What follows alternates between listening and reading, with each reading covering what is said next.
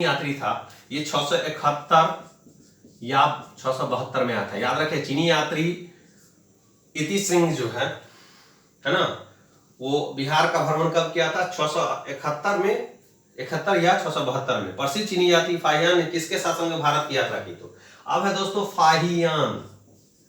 फाहियान जो आया था चंद्रगुप्त द्वितीय के शासनकाल में। याद रखिएगा, चंद्रगुप्त द्वितीय के शासनकाल में फाहियान आया था। हर्षवर्धन जो है, हर्षवर्धन के शासनकाल में हिंसा में आया था। इति सिंह जो है 671 और 672 ईस्वी में आया था। और फाहियान जो है चंद्रगुप्त द्वितीय के शासनकाल में आया था। और हर्षवर्धन के शासनकाल में कौन आया था दोस्तों? तो आपको हिंसा में आया था। अब प्रसिद्ध चीनी यात्री फाहियान ने किसके शासनकाल में भारत की यात्रा? चंद्रगुप्त द्वितीय। नालंदा विश्वविद्यालय के संस्थापक कौन थे? कुमारगुप्त थे या श्रीगुप्त थे दोस्तों? कुमारगुप्त जो थे वो नालंदा विश्वविद्यालय के संस्थापक थे। याद रखें, कुमारगुप्त या श्रीगुप्त उसी को कहा जाता है दोस्तों। श्रीगुप्त या कुमारगुप्त जो थे वो नालंदा विश्वविद्यालय के संस्थापक थे दोस्तों। अब लास्ट ही कर रहा है प्रश्न दोस्तों। ताम्र लेख दर्शाते हैं कि प्राचीन काल में बिहार के राजाओं का संपर्क था जावा सुमंत्रा से। ताम्र लेख दर्शाते हैं कि प्राचीन काल में बिहार के राजाओं का संपर्क किससे था? जावा सुमंत्रा से था दोस्तों। सुवर्ण भूमि का वह राजा कौन था जिसने नालंदा में एक बौद्ध विहार की स्थापना की तथा उसके रख रखाव हेतु अपने दूत द्वारा देवपाल से 5 गांव दान में देने के लिए प्रार्थना की? तो बालपुत्र देव दोस्तों, बहुत इंपोर्टेंट है। बालपुत्र देव से प्रार्थना किया गया था किसके द्वारा? तो देवपाल के द्वारा। और उनको कहा था 5 गांव दान देने के लिए। स्वर्ण भूमि का राजा जो था, है ना, देवपाल, उनके द्वारा जो है दूत भेज करके प्रार्थना किया गया था किससे? बालपुत्र देव से कि 5 गांव दान में दीजिए। ये प्रश्न है दोस्तों। नालंदा विश्वविद्यालय के विनाश के कारण कौन थे? तो नालंदा विश्वविद्यालय के विनाश के कारण थे मुसलमान। पहले ही मैंने आपको बता दिया था, मुसलमान के कारण ही जो है नालंदा विश्वविद्यालय का विनाश हुआ। खजुराहो मंदिर स्थापत्य के निर्माण में सहयोगी थे चंदेल। खजुराहो मंदिर स्थापत्य के निर्माण में सहयोगी कौन थे? तो चंदेल थे। विक्रमशिला शिक्षा केंद्र के संस्थापक कौन थे? विक्रमशिला विश्वविद्यालय, विक्रमशिला शिक्षा केंद्र के संस्थापक कौन थे दोस्तों? शिक्षा केंद्र के संस्थापक जो थे वो थे धर्मपाल। और गोपाल जो थे उदंतपुरी शिक्षा केंद्र के संस्थापक, जो कि बिहार में ही है।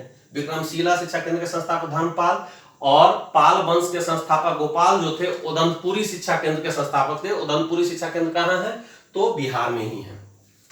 अगला प्रश्न, किस वंश का उल्लेख संगम साहित्य में नहीं है? दोस्तों किस वंश का उल्लेख जो है संगम साहित्य में नहीं है? तो कदम वंश का नहीं है। चेर, चोल और पांड वंश का जो है चर्चा संगम साहित्य में है।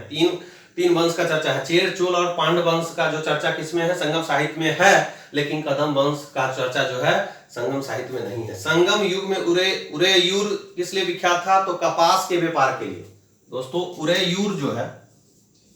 उरेयूर जो है संगम युग में क्यों प्रसिद्ध था दोस्तों? संगम युग में उरेयूर क्यों प्रसिद्ध था? तो कपास के व्यापार के लिए दोस्तों। याद रखिएगा, कपास के बिजनेस के लिए महत्वपूर्ण था। अब है मुद्रा राक्षस के लेखक कौन है? तो विशाखदत्त, ये पहले ही बता चुके हैं हम आपको दोस्तों। उसके बाद पृथ्वीराज रासो के लेखक कौन है? चंद्रवरदाई है। पृथ्वीराज रासो के लेखक कौन है? चंद्रवरदाई। और स्वप्नवास वदता के लेखक कौन है? भास। स्वप्नवास वदता के लेखक कौन है? भास। ये बहुत ही महत्वपूर्ण प्रश्न है। ये आपके बीपीएससी प्रश्न या किसी भी एग्जाम में ये प्रश्न आ सकते हैं। कुमार संभव महाकाव्य किस कवि ने लिखा है? तो कालिदास। और कालिदास भारत का शेक्सपियर कहलाता है दोस्तों। जैसे भारत इंग्लिश में जो है शेक्सपियर बहुत ही फेमस है पोएट्री के लिए, उसी प्रकार से नाटक, भारतीय नाटकों के लिए संस्कृत के महान विद्वान जो थे वो कालिदास थे। अगला प्रश्न है दोस्तों, उस स्रोत का नाम बतलाया जो प्राचीन भारत के व्यापारिक मार्ग पर मौन है? मिलिंद-पन्नु। याद रखें दोस्तों, मिलिंद-पन्नु। हर्षचरित नामक पुस्तक किसने लिखी है? बाणभट्ट। अभी भी चर्चा की है दोस्तों। हर्षचरितम, हर्षचरित, कादंबरी, चंदी दशक जो है बाणभट्ट लिखे हुए हैं। वो पाटलिपुत्र के निवासी थे और हर्षवर्धन के दरबार में रहते थे। चोल काल किसके लिए प्रसिद्ध था? तो ग्राम पंचायत के लिए दोस्तों। चोल काल किसके लिए प्रसिद्ध था? तो ग्राम पंचायत के लिए, विलेज असेंबली के। दक्षिण भारत के मंदिरों के आकर्षक द्वार क्या कहलाते थे? गोपुरम दोस्तों। क्या थे? गोपुरम। दोस्तों टोटल जो प्रश्न हमने व्याख्या किया, ये छठा एपिसोड है आपका, छठा एपिसोड है। और total ancient history of India, ancient history of India के 107 प्रश्नों को मैंने व्याख्या किया जो कि पूछे गए हैं बीपीएससी के एग्जाम में प्रीवियस ईयर 38वीं से लेकर के 64वीं में जितने भी प्रश्न पूछे गए हैं प्राचीन भारतीय इतिहास से, उस सारे प्रश्नों को मैंने यहां पर 1 से लेकर के 6ठे वीडियो तक में मैंने क्लियर कर दिया। अब अगले एपिसोड में हम मध्यकालीन भारत के इतिहास में जितने भी प्रश्न पूछे गए हैं उन सारे प्रश्नों को देखने का प्रयास करें।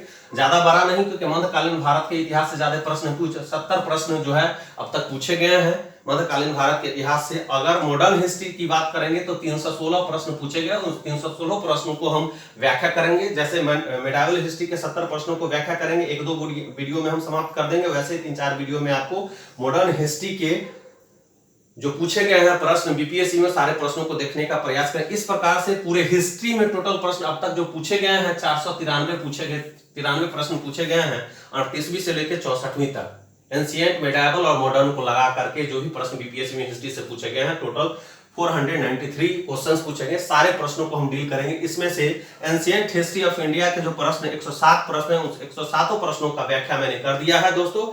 अगले एपिसोड में हम पुनः उपस्थित होंगे दोस्तों, 70 क्वेश्चनों को लेकर के मध्यकालीन भारत के इतिहास को शुरू करेंगे। उस मध्यकालीन भारत के इतिहास से जितने भी प्रश्न पूछे गए हैं बीपीएससी में 70 प्रश्न अब तक पूछे गए 38वीं बीपीएससी लेकर के 64वीं बीपीएससी तक सारे प्रश्नों को देखने का प्रयास करेंगे।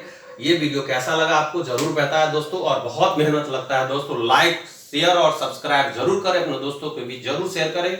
जितने भी स्टडी ग्रुप हैं सभी स्टडी ग्रुप में आप शेयर कर दें। तब तक के लिए हंसते रहिए, मुस्कुराते रहिए। Bye bye, take care, hope to see you again, have a nice day. Thank you very much दोस्तों।